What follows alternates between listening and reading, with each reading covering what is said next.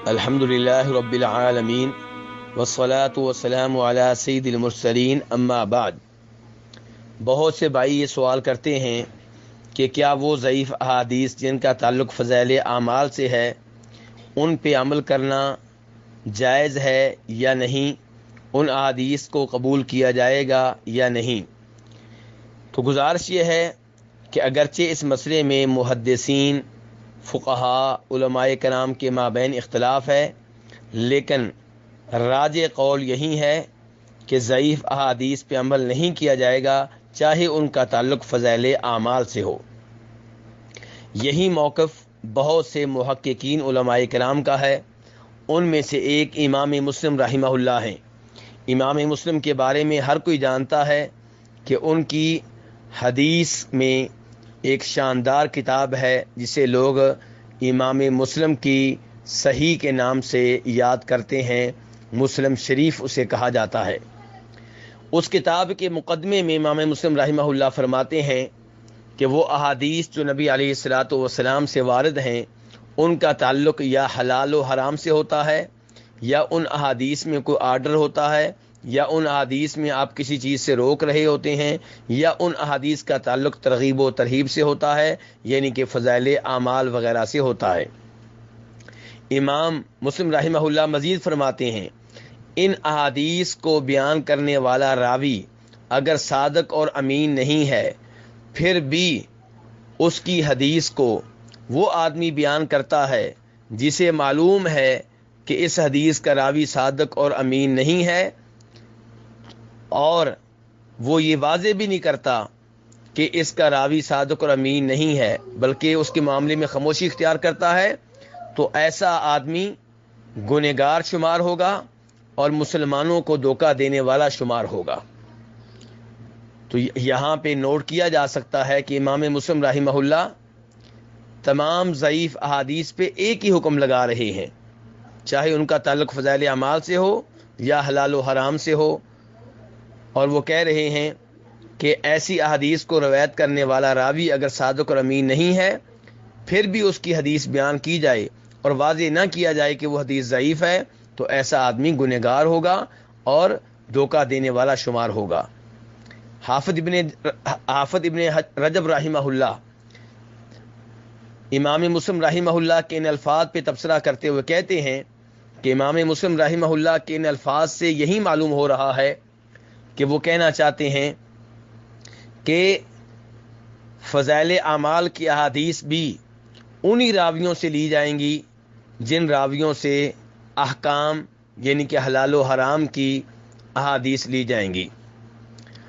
اور ایسا ہی موقف حافظ ابن حبان رحمہ اللہ کا ہے جیسا کہ ان کی مشہور و معروف کتاب المجروحین کے مقدمے سے معلوم ہوتا ہے، اور یہی موقف امام ابن العربی رحمہ اللہ کا ہے، اور یہی موقف موجودہ زمانے میں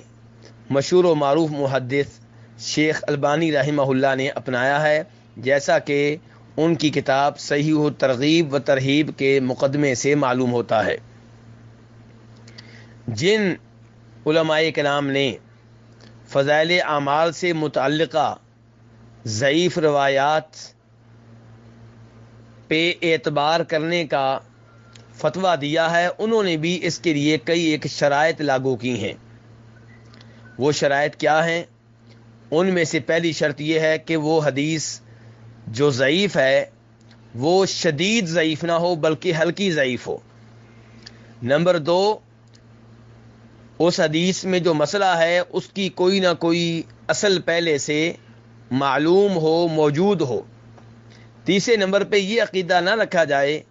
اس حدیث کے بارے میں کہ وہ نبی علیہ الصلوۃ والسلام نے بیان کی ہے۔ اب ان شروط پہ اگر غور کیا جائے تو آپ کو معلوم ہوگا کہ ان شرائط کا تقاضا بھی یہی ہے کہ ایسی حدیث کو ریجیکٹ کیا جائے، کیونکہ ان شرائط میں سے ایک شرط یہ ہے کہ اس حدیث کے بارے میں یہ عقیدہ نہ رکھا جائے کہ وہ نبی علیہ الصلوۃ والسلام نے بیان کی ہے۔ مثال کے طور پہ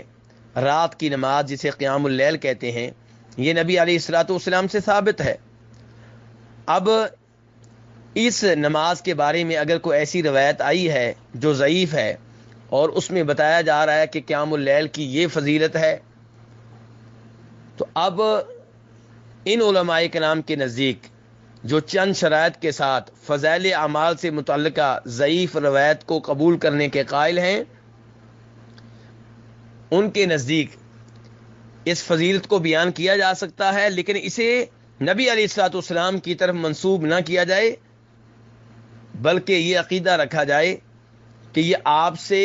فضیلت آئی ہے اور اللہ بہتر جانتا ہے کہ ثابت ہے یا ثابت نہیں ہے۔